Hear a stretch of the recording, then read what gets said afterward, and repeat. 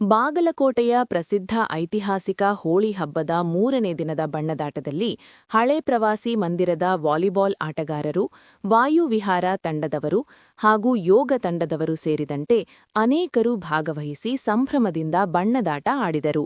ಈ ವೇಳೆ ಕೋಟಿ ವಕೀಲರು ಎನ್ಬಿ ಮದಕಟ್ಟಿ, ನಿಂಗರಾಜ ಮಬೂಮಕರ, ಜುಮ್ಮಣ್ಣ ಕಿಲಬನೂರ, ಸೋಮು ಗಚ್ಚಿನಮನಿ, ವಿಶ್ವನಾಥ್, ಅಭಿಷೇಕ್ ತಳಿಕೇರಿ, ಮುತ್ತು ಅರಗಿನಶೆಟ್ಟಿ, ಕೃಷ್ಣಾ ನಾಯಕ ಸೇರಿದಂತೆ ಹಲವರು ಉಪಸ್ಥಿತರಿದ್ದರು. ಎಲ್ಲರಿಗೂ ನಮಸ್ಕಾರ. ಐತಿಹಾಸಿಕ ಪ್ರಸಿದ್ಧವಾದಂಥ ಬಾಗಲಕೋಟೆಯ ಹೋಳಿ ಹಬ್ಬ ಒಂದು ಅವಿಸ್ಮರಣೀಯ ಸಮಾರಂಭ. ಇವತ್ತು 5 ದಿವಸಗಳ ಹಬ್ಬದಲ್ಲಿ ಇವತ್ತು ಕೊನೆಯ ದಿವಸ.